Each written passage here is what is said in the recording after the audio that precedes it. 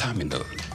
Tafawa Balewa Square is adorned with beautiful statues of white horses and red eagles, symbols of strength and dignity. Her historic neighbors include the King's College and the Holy Cross Cathedral.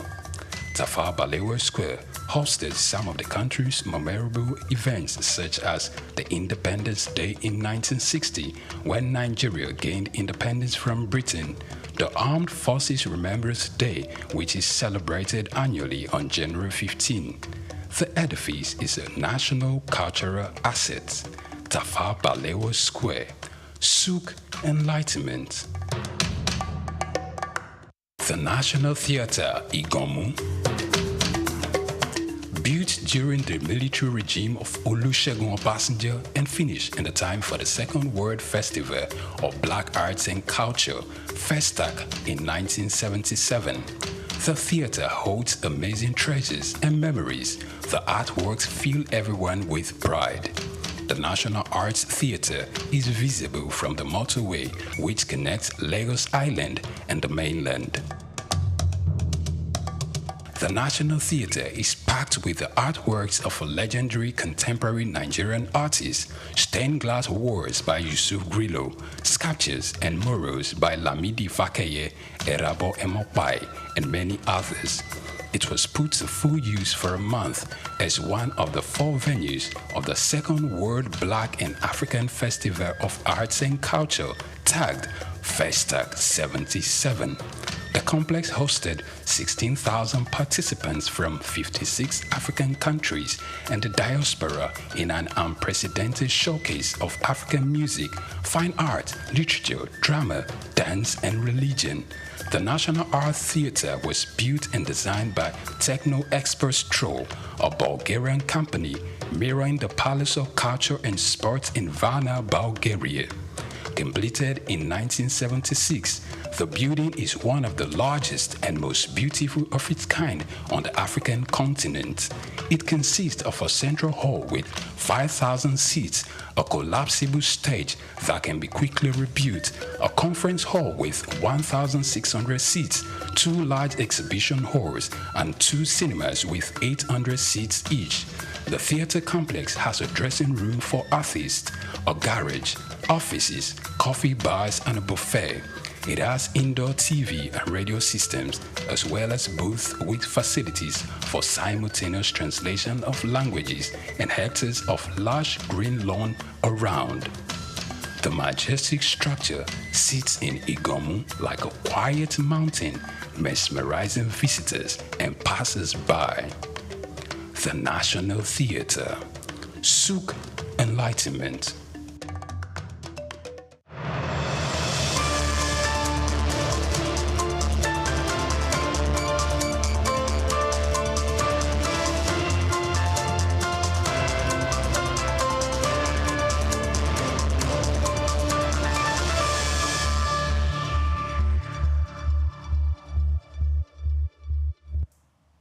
Glad to know you never left, and now we'll bring you more stories.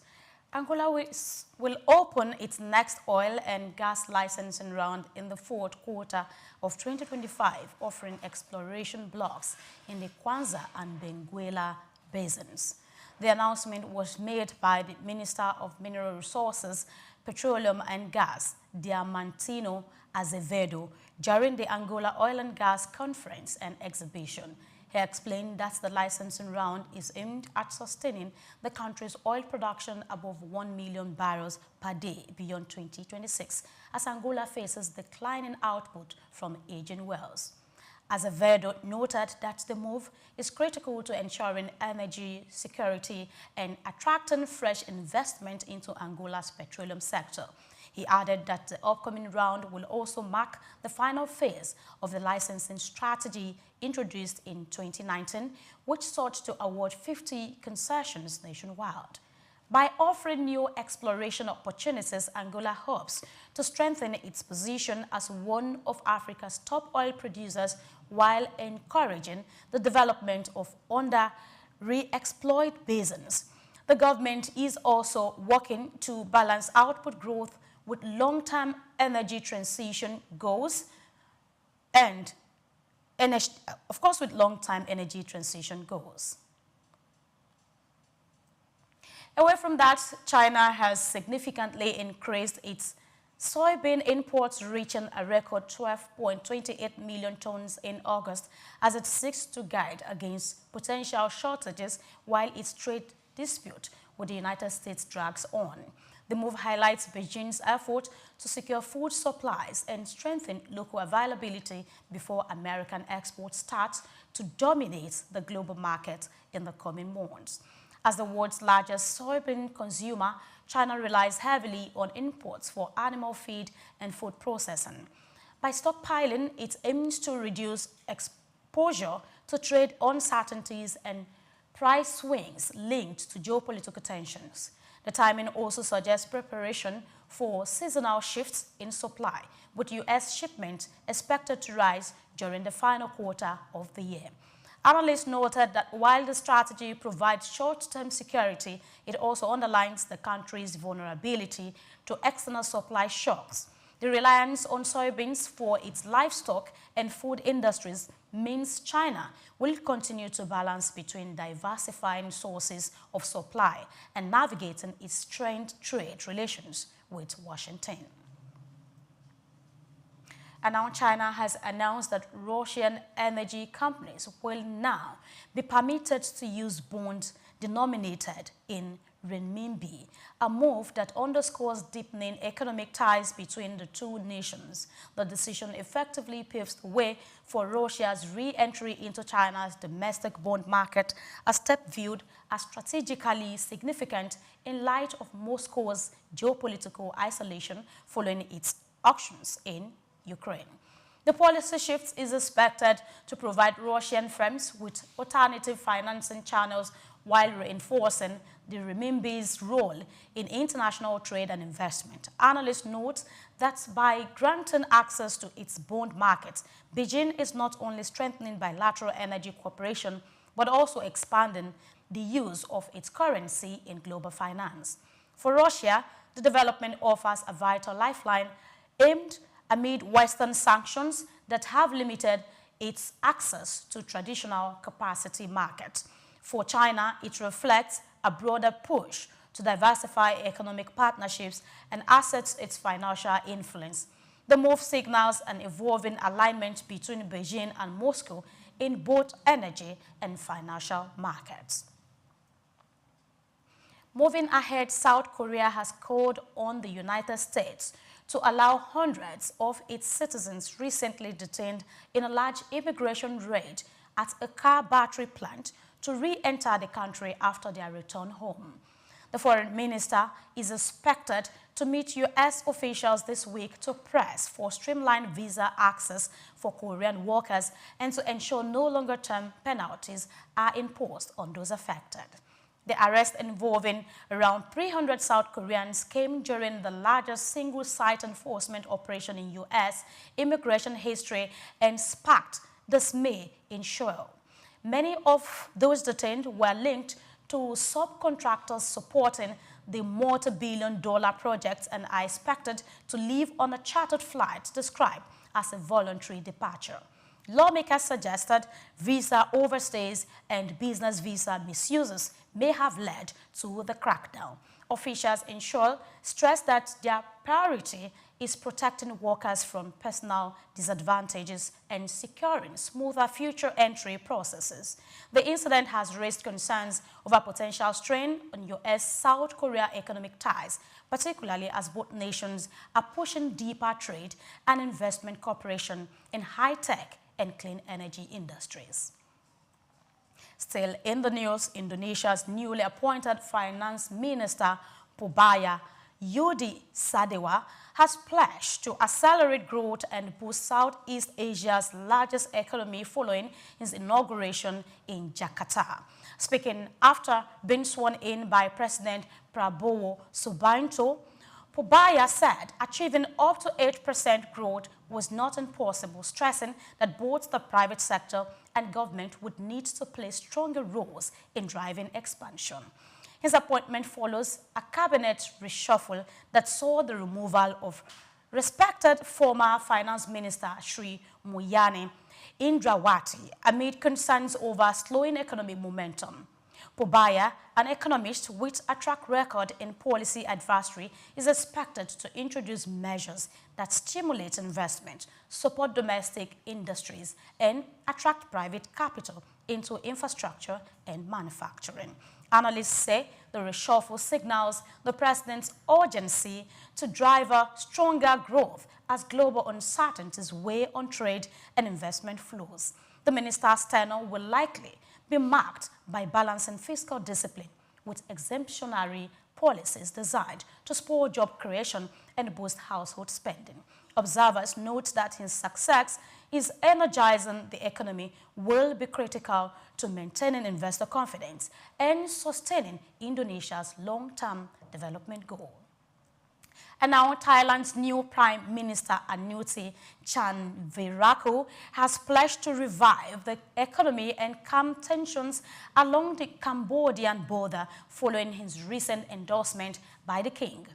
With only 4 months in office before elections are due, Anutin swiftly appointed experienced technocrats, including a veteran economist, to lead the finance ministry and seasoned diplomat as foreign minister, signaling a focus on economic repair and regional diplomacy.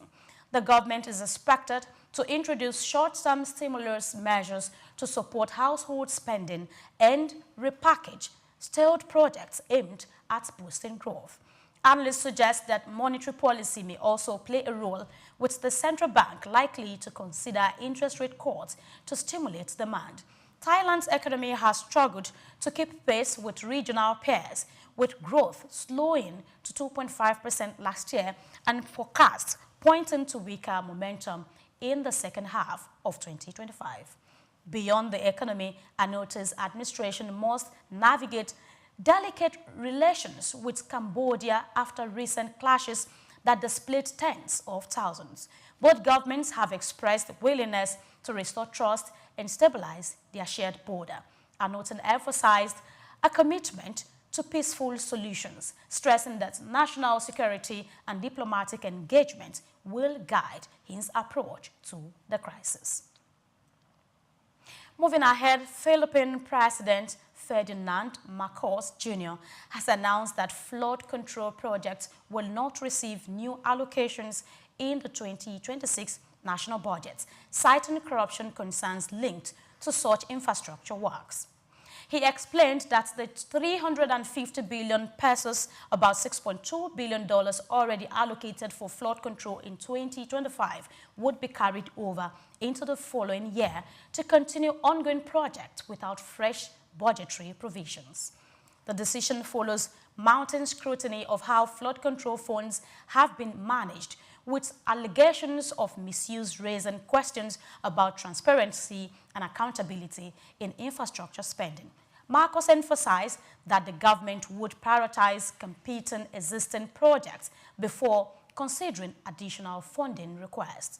Analysts note that while the move could help improve oversight and reduce risks of fund diversion, it also raises concerns about underinvestment in critical infrastructure. The Philippines faces recurring flooding challenges that disrupt economic activity and damage livelihoods, making this effective use of the existing allocation vital for both disaster resilience and long-term development. And now the World Bank has reversed Vietnam's 2025 growth forecast down to 6.6% from 6.8%, citing the drag of new United States tariffs on exports. The downgrade contrasts with the government's official target of 8.3 to 8.5%, underscoring risks facing the country's export-reliant economy. U.S. tariffs of 20% on Vietnamese goods introduced on August 7 and an even higher 40% levy on transshipments are already pressuring trade flows. Exports to the United States, Vietnam's largest market, slipped in August, with Oxford Economics reporting a 3.6% seasonally adjusted monthly contraction. Although headline government data still showed double-digit annual growth, analysts warned that momentum is slowing. Electronics shipments may offer resilience, but demand weakness from major partners and trade policy uncertainty are weighing on confidence. The World Bank project growth to slow further to 6.1% in 2026 before rebounding to 6.5% in 2027, supported by global trade recovery and Vietnam's competitiveness as a manufacturing hub. Prime Minister Pham Minh Chinh has warned of added inflation and currency pressures from global tensions, but domestic consumption and government-led investment are expected to remain strong buffers. You are watching the World News here at Soup News Television. We'll take a break. When we come back, we'll bring you more stories. Please stay with us.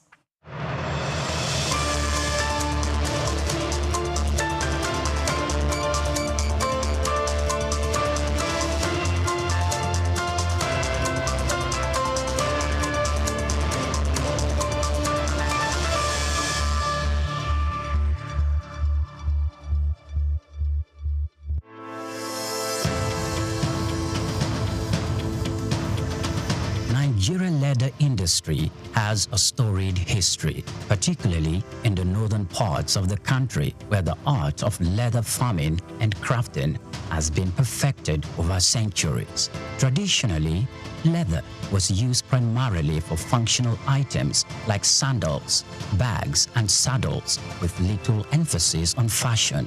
However, the narrative has changed drastically in recent years as Nigerian leather has evolved from a utilitarian product to a symbol of luxury and high fashion. Here is a special report by Bayo Olaoye. The turning point for Nigerian leather came as local designers began to recognize its potential beyond traditional uses.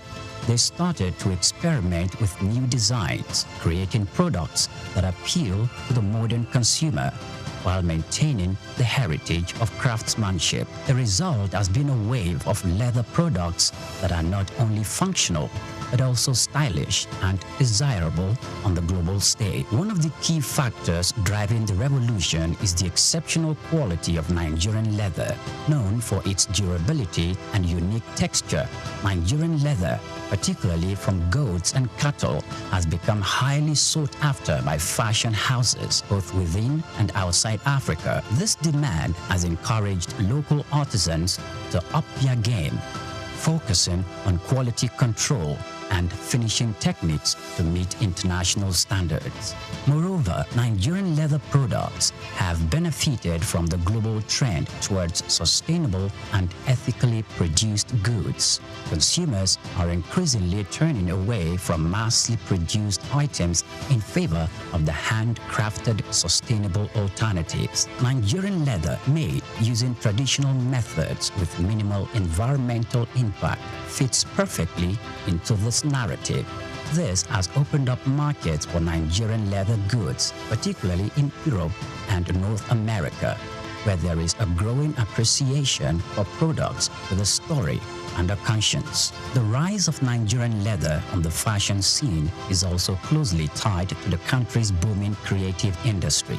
Fashion designers, many of whom had gained international recognition, are incorporating leather into their collections and innovative ways. From sleek handbags and bespoke shoes to stylish jackets and accessories, the Nigerian leather is becoming a staple in high fashion. This trend is not only boosting the profile of Nigerian fashion, but also creating new opportunities for economic growth. The leather industry, once dominated by small-scale craftsmen, is now attracting significant investment. Entrepreneurs are setting up modern tannery and workshops, creating jobs and fostering skills development in the process. This industrialization of leather products is helping to formalize what was once an informal sector, leading to better working conditions and high incomes for artisans. However, The success of Nigerian leather market did not emerge without challenges. The industry still faces issues related to infrastructure, access to finance, and competition from imported goods. Additionally, there is the need for more investment in technology and innovation to further enhance the quality of leather products and make them more competitive in the global market. Despite these challenges, the future of Nigerian leather products looks bright. There is a growing recognition of the value of locally produced leather goods both within Nigeria and globally. This is evident in the increasing number of fashion shows and trade fairs dedicated to promoting Nigerian leather products, as well as the rising demand from international buyers. The evolution of Nigerian leather from a utilitarian material to a symbol of high fashion is a testament to the creativity and resilience of the Nigerian artisans. It reflects the broader trend in the global fashion industry towards sustainability and craftsmanship. As the world continues to embrace African fashion, Nigerian leather is poised to become a major player on the international stage, offering a unique blend of tradition, quality, and style. This is just the beginning of what promises to be an exciting new chapter for Nigerian leather.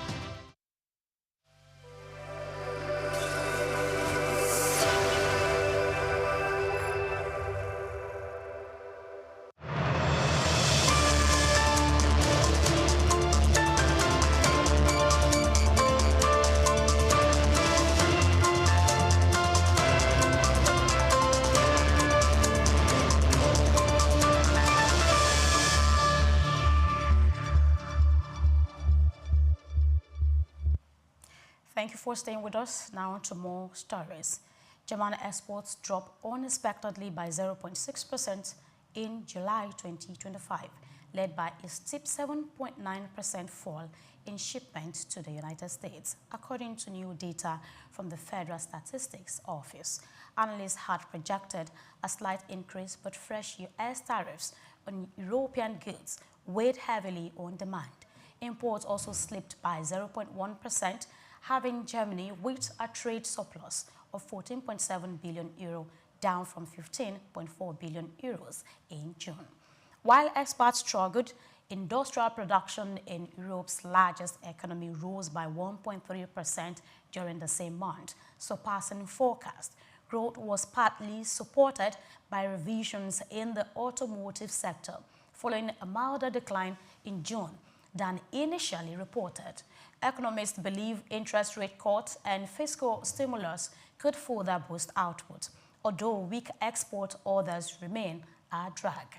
Despite concerns, economists at Commerzbank and ING noted that rising export within the Eurozone and expansionary policies could cushion Germany's economy against external shocks. Still, prolonged trade tensions with the United States and falling global demand present major risk for Germany's export-driven growth model. The leader of the UK's largest trade union has cautioned the government against weakening the forthcoming employment rights bill, warning that it could be a huge mistake to dilute its provisions.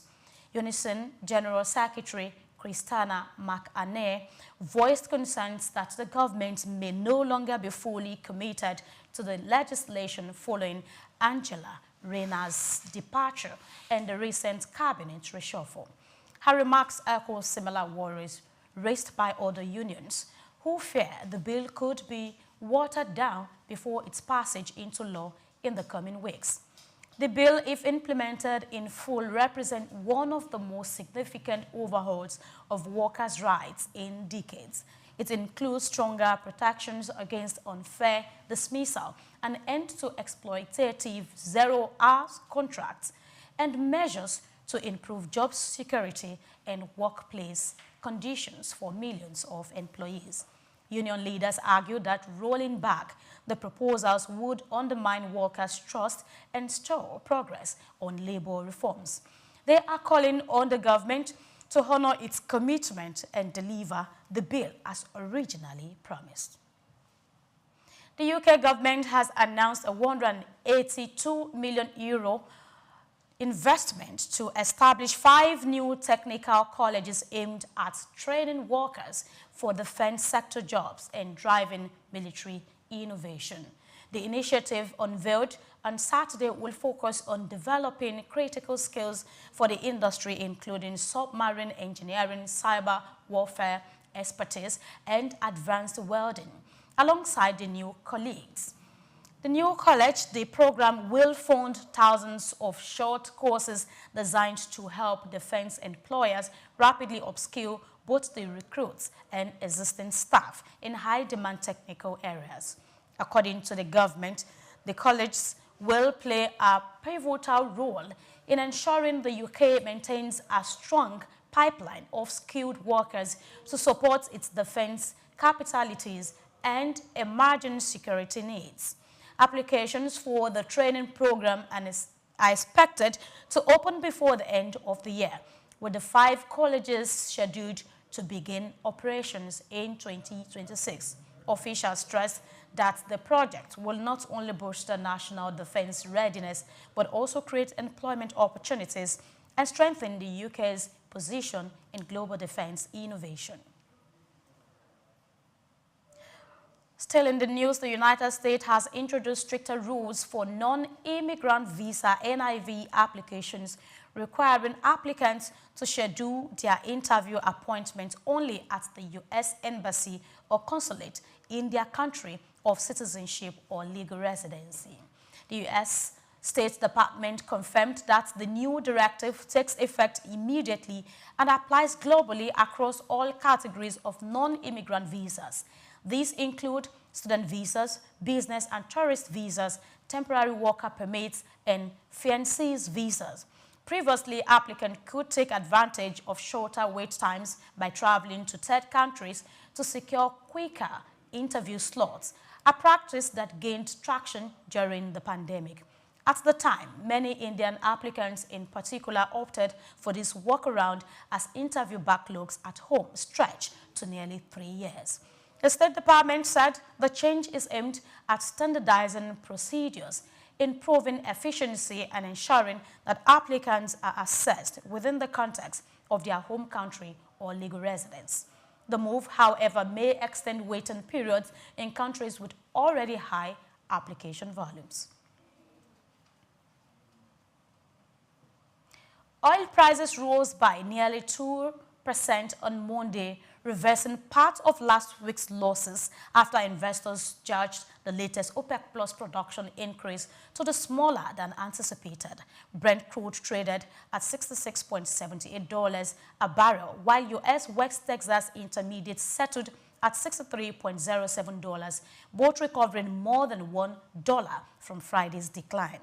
The Oil Alliance announced that 8 members will collectively raise production by 137,000 barrels per day from October, far below earlier hikes of over 500,000 barrels per day in recent months. Analysts noted that much of the increase may already be reflected in existing supply levels, reducing the immediate market impact.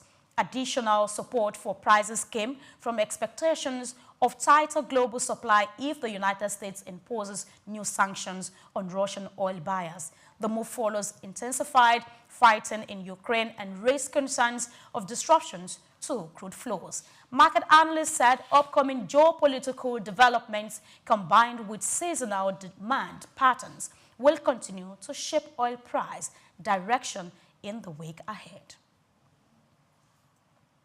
And to wrap up, we'll bring you sport-related stories. Tottenham Hotspur's board has confirmed that the club is not up for sale, stating that its owner has unequivocally rejected 2 recent expressions of interest. The announcement made late on Sunday followed speculation about a possible takeover after the abrupt resignation of executive chairman Daniel Levy last week. Reports of interest from potential buyers quickly surfaced, fueling talks of a major ownership change at the North London club. Tottenham revealed that one approach came from Amanda Stavale's PCP International Fiancés Limited, while the other was led by Dr. Roger Kennedy and Wingfire NG through Firehawk Holdings Limited. However, PCP International Finance has since issued a short statement confirming it does not intend to make a formal offer. The club's firm stance appears aimed at quelling uncertainty around its future direction amid leadership changes. Tottenham, which has invested heavily in infrastructure, including its state-of-the-art stadium, remains one of the Premier League's most valuable clubs, though recent performances have left fans divided on its long-term strategy. Lastly, Super Falcon goalkeeper Chiamaka Nnadozie enjoyed a dream start to life at Brighton and Hove Albion, keeping a clean sheet and winning the Player of the Match award in her debut game. The 24-year-old, who joined Brighton in the summer transfer window after leaving French side Paris FC, was outstanding in her first Women's Super League outing as the new season kicked off on Sunday. Brighton battled visiting Aston Villa to a goalless draw in their opener, with Nnadozie's brilliance ensuring the team secured a vital point. She was called into action several times during the game, making 4 crucial saves to deny Aston Villa attackers and maintain her side's defensive solidity. Her commanding presence in goal also saw her record 46 touches across the 90 minutes, highlighting her involvement in Brighton's build-up play. Nnadozie's impressive performance instantly endeared her to the fans and underlined her reputation as one of Africa's finest goalkeepers, setting the tone for what could be a defining season in England's top fight. And that's a wrap on the world news here at Sook News Television. But before we go, here's a recap of today's top stories. Federal government begins talks with Petroam to prevent nationwide strike. Debt Management Office raises 3.03 trillion naira from FGN savings bond in 8 months. Angola to launch oil and gas licensing round in the 4th quarter of 2025. U.S. enforces stricter rules on non-immigrant visa interview scheduling locations. Tottenham board says club is not for sale after recent takeover speculation reports. And that's the news this afternoon. We say many thanks for watching. Do well to follow us on all our social media platforms at Sook News Television. My name is Grace Komalafe. Do have a good afternoon.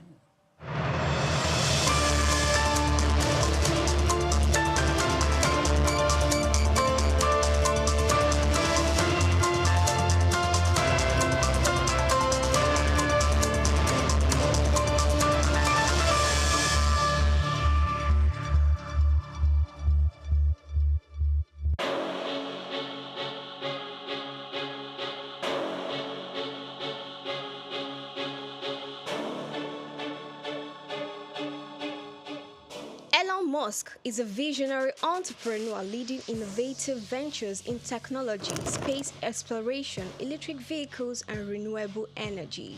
Musk was born on June 28, 1971 to a South African engineer and his mother, a Canadian model and nutritionist in Pretoria, South Africa.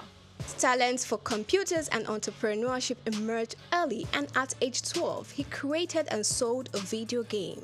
Musk studied physics and economics at Queen's University and the University of Pennsylvania. In 1995, Musk founded Zip2, sold to Compaq for $307 million. He also co-founded X.com, which became PayPal, acquired by eBay for $1.5 million in 2002. Driven by a vision for humanity's multiplanetary future, Musk founded SpaceX in 2002, developing affordable rockets to support International Space Station mission and NASA's Artemis program. He became a major investor in Tesla 2004, launching electric vehicles like Roadster, Model X, and Model 3. Tesla unveiled the Cybertruck beginning deliveries in 2023. Musk acquired X, formerly known as Twitter, in 2022, aiming to enhance future and transparency. Musk has at least 12 children from multiple relationships, including Justin Wilson, Tallulah Riley, Grimes, and Siobhan Zilis. Through SpaceX, Tesla, and other ventures, Musk shapes technology and innovation globally, and his influence extends beyond business into politics and culture.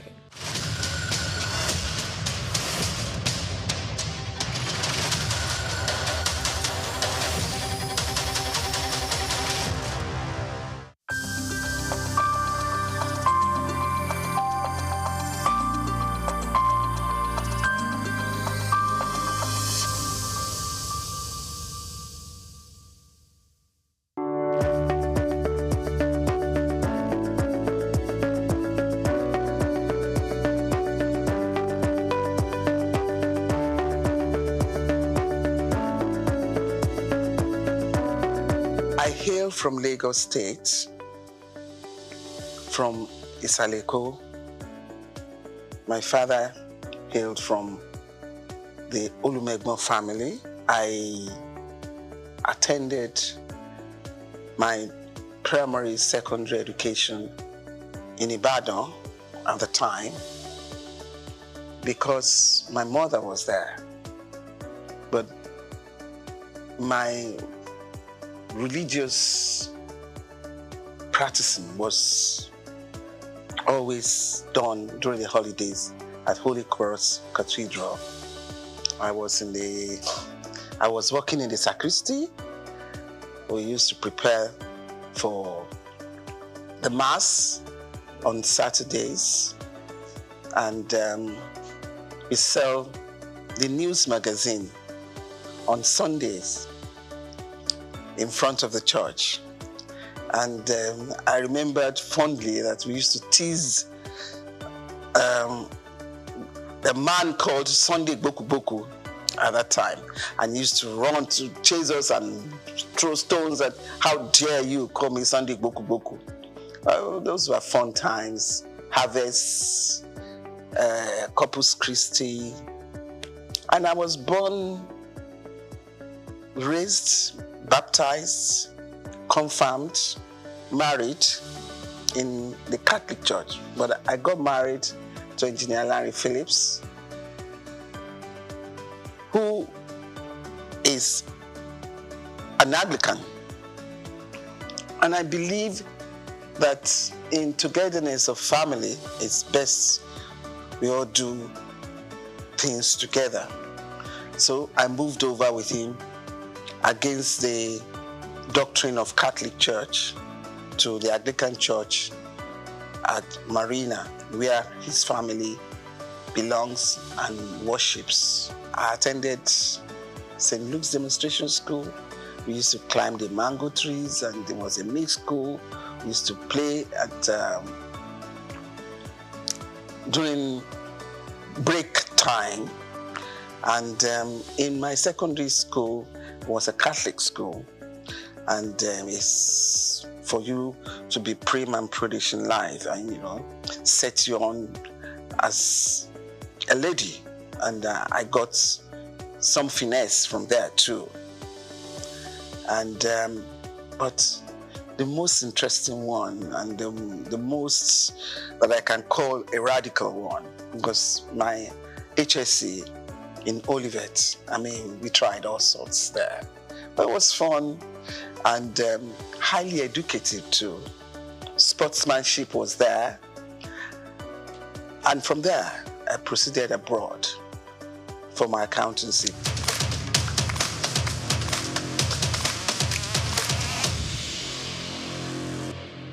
And I was lucky to finish in a record time, and I came back. Did my articleship, but married in between. I met my husband abroad, and we came back home, got married in Nigeria. I worked as an accountant with USC, very proud of the drill professionally that I got from UAC. It had set me on a discipline for working. And I thank God that I had that opportunity, which still helps me today. Apart from the fact that my educational background sets me to be a diversified person in so many professions. And you know, as an accountant, accountancy is the best of all, is the creme de la creme.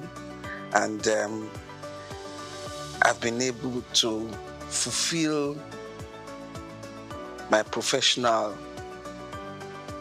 exposure in every species of responsibilities that I had opportunity to take upon me. And from UAC, I proceeded to work for the bank. I went to politics. I became a commissioner in Lagos State, served with the present president of Nigeria. And you know how Lagos is. Lagos is like a country to other states. We went through governance. My team, as you can see, I have some of my colleagues in Abuja now. I have Honorable Minister Wali Edun.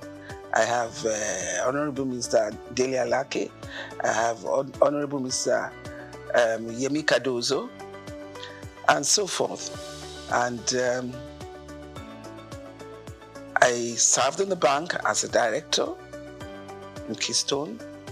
I've been a chairman of so many committees, you can say that again, in different aspects of life, professional, political, social, and currently I'm now the chairman of Lasaco Insurance PLC.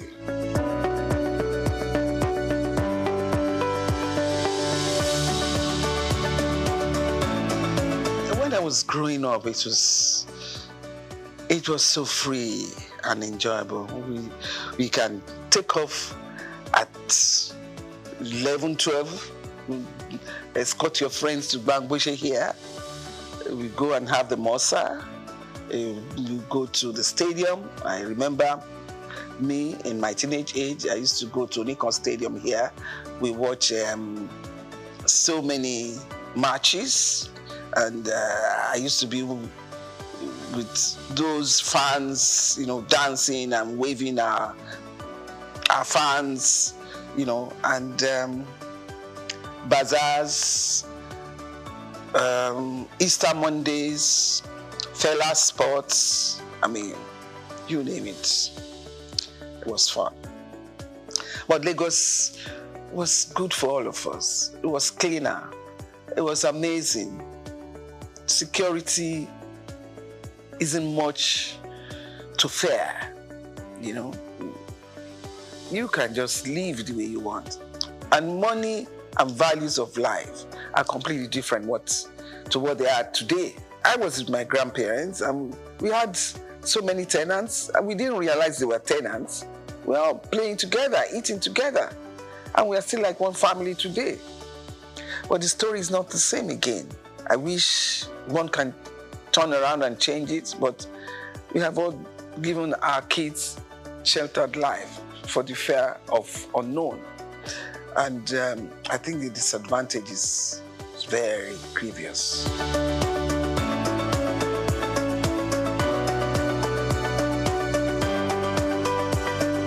I think first and foremost, God gave me the chance, the opportunities to pass through that in the journey of life. It's not only money that can make you successful in life. I want you to get that. It's an added support for you if in life you have the opportunities of parents who can financially support you. But at the same time, there are kids who didn't have any financial support and have been successful. So to me, Success is about self-determination. I grew up around uncles and aunties who are thoroughly educated, and I've always had it behind my ambition that I must be in that cadre. And thank God the opportunity was there for me, and I seized it. And I remember myself telling my kids, when I was abroad, I never lived like my father was a rich man. No. I was behind the desk reading and reading till I got successful. And I passed in record time.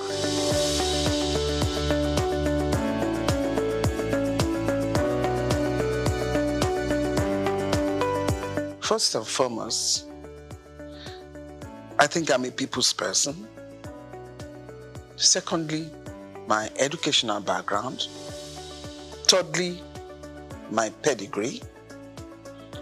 And you can't be a Lagos person and don't have a bit of intelligence about how you can maneuver yourself, even in the midst of challenges. And I can tell you that boardroom politics, especially when you're a woman, is tough.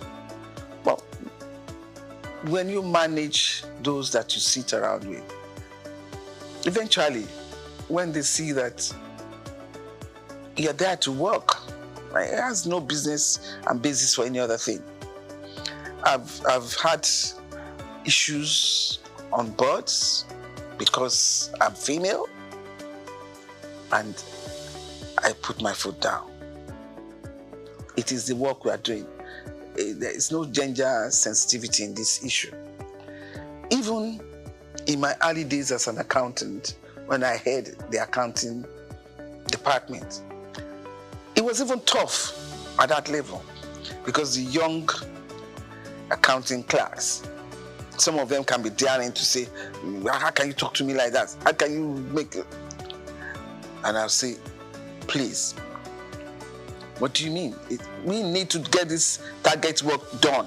So it's the work that is talking. That's nothing to do with whether I'm a man or a woman. So I will like the idea of gender reasonableness to be better played. At least for now, we are not having it at 3 1/3, no. But I guess we are in the region of 20%. And it should be better. You give a woman a chance, she will devote her life to it. But, I mean, when we have 1 or 2 issues from women who have been there, that should not create hurdle or boundary that you say a woman shouldn't cross. No. Nobody is perfect in life.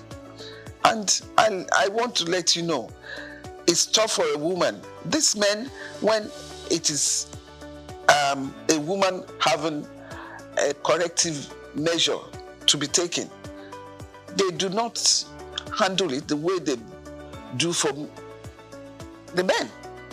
They're in a rush to pack the woman out. You see from what has happened all over the world. So I will still make an appeal that women should be given better chances, better allowances. It's so quick to make a woman a scapegoat, the sacrificial lamb. Let's take it easy. And please, women, when they put you there, make us proud.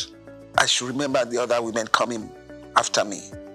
If I make this trouble now, they turn around and say, this is why we don't give them the chance to get to the top. So